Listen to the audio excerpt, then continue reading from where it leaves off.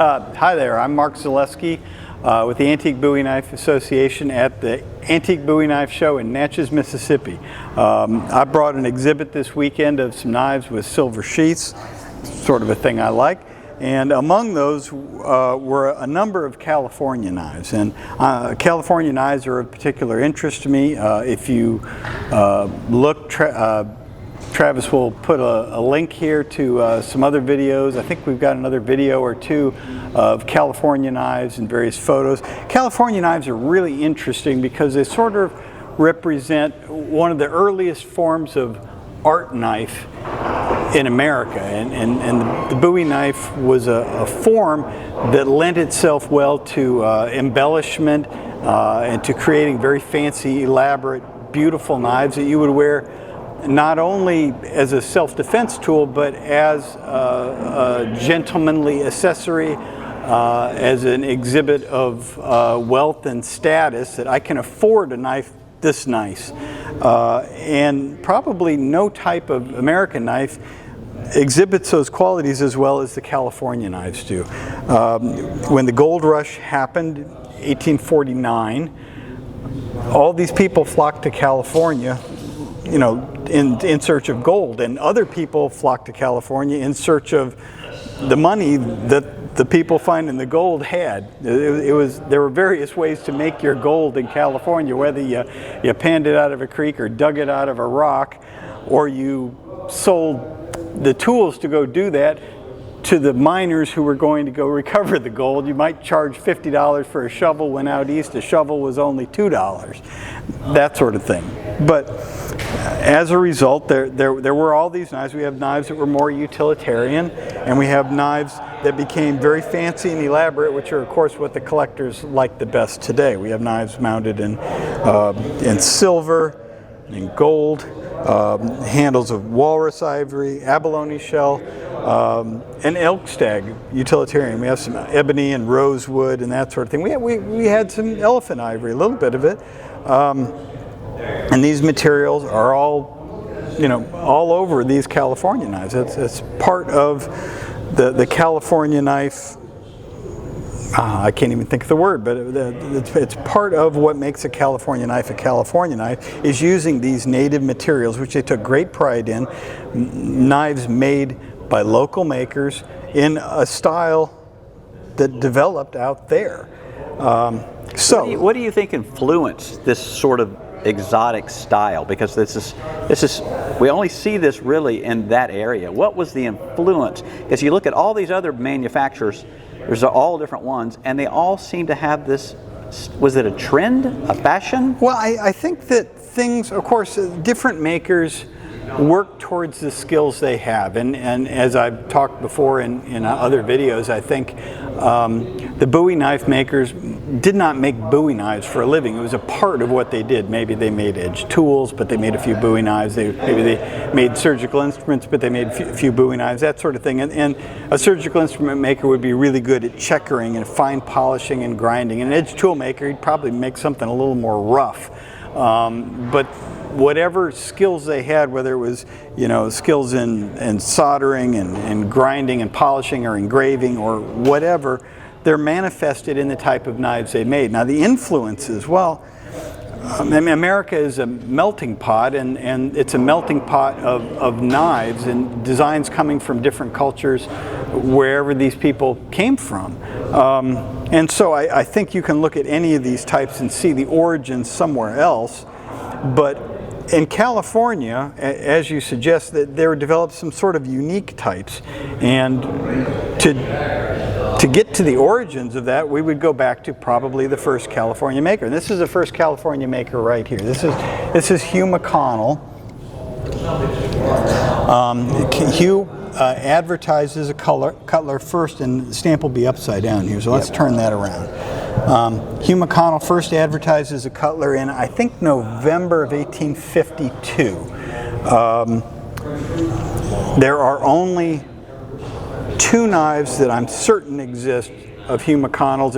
I've heard rumors of another. There's a sheath that exists. There's another knife that he repaired and marked. but Hugh McConnell knives are extremely rare. Why do you think they're so rare if he was in business for a while there? Well, he was in business for quite a while, and that's a really good question. Why are you asking me these difficult questions? Because you're the expert. Oh, I don't know about an expert. An expert is anybody more than 50 miles from home, and I am more than 50 miles from home here. Hugh McConnell may well have made knives for other houses. He did advertise almost continuously from 1852 to 1860 or 61. Then his wife died. And didn't some of those ads even say made with gold and silver? Made with, where are they? Well, we haven't found that on a McConnell knife before, but he was certainly making very fancy knives early on. And when I say early on, maybe as early as 54 or 55, we can really start to document the first California knives. And so we have Hugh McConnell here, starting in late 52, and then we have a guy named William Allison, Uncle Billy Allison, who, Hugh McConnell is San Francisco. Uncle Billy Allison made these two knives. Uncle Billy was up by Sacramento, and he worked in this pistol grip style and this symmetrical style. And this is California gold on here. We tested the gold, and it's very high percentage. And walrus ivory and these silver sheaths, and we know that these knives are Uncle Billy knives, even though he didn't mark a knife. People lost their knives at various times, and they would run an ad that said, "Lost Allison knife, has stars on the handle, has abalone shell with an abalone shell sheath." And that's how we identify the knives, is the descriptions match up with existing knives that are unique enough that we can say, well, that at least some of these knives with the abalone on the sheath are certainly William Allison knives. Don't know that they all are, but you know, none of these with the abalone sheath are marked. Right. But they have some characteristics that would put them in common with the other Allison knives. Now this one has a blade that's in, original condition, barely sharpened at all. Not the finest grinding and polishing ever, not like these others really were.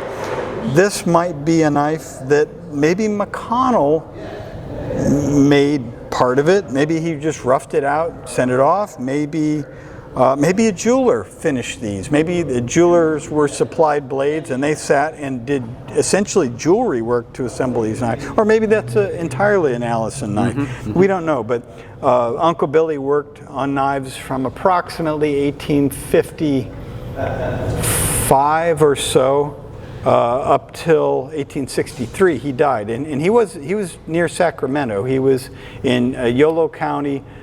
He was actually the working blacksmith on the J.C. Davis Ranch, which is now UC Davis. So he didn't have a shop or anything like that? He had his own property, and he probably had a shop on the property, but he also had a blacksmith shop and responsibilities on the Davis Ranch. Gotcha. And one of the materials he used on some of his early knives was horn. Well, they had however many thousand head of cattle. I've got it all documented because it's in the records of the J.C. Davis Ranch, which we have out in California. And that researching this is a sort of a fascination of mine. I love to do the research. Where did the Uncle Billy come from? Oh heck, I don't know. They just called him Uncle Billy. There's got to be a story there somewhere. Oh, I'm sure. No, Uncle Billy came from, and I love calling him Uncle Billy because he's got a nice ring to it. It's like he's my buddy. And when you spend this much time researching somebody, I know. You feel like, close to them. It's like we talk about Sam Bell. It's Samuel, but he's always Sam because I've dealt with him for that long. Sure. So Allison came from Pennsylvania, spent some time in Mississippi, and then appears around Sacramento in 1850 as a blacksmith. But we have records of him in 56, a dirk knife with a silver sheath, winning an award at the agricultural fair, which J.C. Davis organized. In Sacramento. We have a letter from Samuel Bell's son, who is out in Mariposa, not that far away, talking about these wonderful knives and describing things. And can you make me a dozen to Samuel in San Antonio? 1856. He's describing the style and how it's unique and how it assembled with screws, as they described it. Right. He's describing Uncle Billy knives. And so we pulled together all these bits of information, and from that try to assemble the history of the knife. And this is pretty new information that's just now being pretty much revealed. It's being revealed now. It will be revealed in this book we're working on. You can go see some of the photographs that will be in the book in a video online. But I haven't even gotten to the famous makers yet. You know, right. Michael Price is one of the most famous makers of all, and Michael Price came in my opinion, this is opinion, right. About 1858. Michael Price came in, and he's probably the most famous of all the makers. These are, you know, abalone shell mosaics, little keystone logo here in the mosaic, silver wrap all the way around. Michael Price, yeah, here's another, this is a Michael Price right here. That's a really famous style right there. Yeah, this is kind of, some people call that the Bradford style based on one knife. This one's a little smaller than most. But that's got original polish on it. Mm-hmm. That knife was found in a pawn shop several years ago. I, of course, did not find it in a pawn shop. I paid significantly more for it. But these knives are still out there. They still turn up. This has still got the dirt on the handle. I'm afraid to clean it off. And Michael Price is probably the most famous. The other famous cutler would be Will and Fink. Come on. And Will and Fink worked largely in the same style. They used a lot of larger handles that are carved and stuff like that, walrus ivory. And they had these sheaths with fancy screw-down mechanical clips, spring-loaded clips for quick release, and things like that, which are kind of fascinating. Yeah, they seem to really do a lot of innovation on the sheath. They certainly did. Yeah, here's a push dagger. I didn't even get to the push daggers yet, but here's a push dagger with a spring-loaded mechanism, and effectively it's got a hole partially in the blade, like and a spring-loaded thing, and it works just like a ball detent on a folding knife. Yep. That it holds it in. You can walk around all day without it falling out on your foot, but when you go inside your coat, you come out with the knife. Yeah, that's pretty nasty. That's pretty nasty. These knives, the push daggers, are just... I describe them as dastardly weapons, for sure. Because they One were or two hits with those in the 19th century, and you're were done. They were banned in New Orleans, and in fact, the New Orleans ones, probably the earlier ones, are marked, and then after a while they start being unmarked, and you think, if you're making these things illicitly, you probably don't want to put your name on them. It makes sense. So the DeFeu ones, and we're not talking about New Orleans ones where we'd bring those out. Right. You know, most of them are unmarked, and that's probably why. That's fabulous. Any idea when we can expect maybe the book to be published? Predictions that's bad. Okay, we're not going to predict it, but no, but it is in the works. And it's in the works. I've started writing. We're still researching. Yep. This is a different variety, really. These are really, we call these dress knives mostly, and they're sort of a small Bowie. Sometimes they're daggers, that kind of thing. This is more of a hunting knife style. You don't normally see them with the ivory, but sometimes with the ivory, sometimes with the guard, mostly not. But you never see them with the silver sheath, but there's one with the nickel silver sheath. Yep. And it seems like even Price and Will and Fink, that the blade style was pretty close. That big, very thick, close, heavy clip point on the end. Oh yeah, and there were other makers who worked in this style. Then there was another style that developed off of this style that was really more of a classic Bowie knife shape, really like a Bowie hunter, but the taper is backwards. They taper from back to front. And if we had caught Roger Green over here... Okay, he had one. Huh? Okay, well, maybe in Roger's video, Roger probably talked about that because he's probably got the best collection of those around. Okay. And then the push daggers were another style that really was made famous by the San Francisco cutlers, but that's a San Francisco and New Orleans thing. These little knives with all the decoration, the dress knives, that's a California thing. Yep, absolutely. And that's what makes them unique and fancy. And actually, I had a few more that I was going to get out and show. Let's get out. Well, okay. This is the Antique Bowie Knife channel, right? That's it. Okay, absolutely. I'm going to ruin it for you right now. All right. I've got some shiny ones. So this California style also lends itself well to modern craftsmen who are very highly skilled. So here's a knife actually by Roger Green, who collects these knives. Wow, look at that. Well, Roger is a very talented man. Gold-mounted California knife. The beautifully hand-rubbed blade. Beautiful.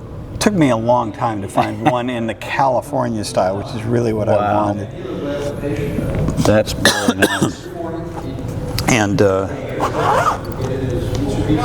here's another by Steve Rapp, who's famous for these. Engraved. I forget who did the engraving on that. That's stunning. Abalone shell and I think some gold lip. This is based on a Nathan Joseph knife, which would be a late knife, 1880s, 90s. And even these knives are very expensive. These knives are very expensive too, but not as expensive as the original. Yes. So you can get. Wow. I mean, if you don't like a little bit of rust, you can certainly find these, and a few $1,000s rather than many thousands of dollars. And then if you really want the ultimate, then that would be. The gold quartz ones, which only a few makers have ever made. Steve Rapp has done some. Jim Entz. It's hard to work with, isn't it? This is a Jim Sornberger, and the gold comes from one particular mine where the gold quartz is the best. And they tell me that the gold quartz with good pattern in it has more than the value of the same weight in gold. I believe it. So anyway, Jim Sornberger. Much rarer. I love those old California watch chains that were made of that are just and unbelievable. And so we see these materials. The gold quartz, I've been chasing this rumor that a gold quartz knife exists, a historic one. Really? And I do have a quote from the 1890s after Price was dead that Price made a knife with a gold quartz handle for some miner. Well, it makes sense. I mean, there's all kinds of jewelry out of them. And pocket knives. There were essentially imported IXL skeleton knives that didn't have handles on them. They were handled in California, sometimes with gold quartz. They're really cool. I don't own one of those yet. But somewhere out there may be one of these with gold quartz handles. If you have it, you should probably call me, and I would maybe add it to my collection. Very good. But anyway, that's a brief history of California knives and kind of an overlook of what is out there.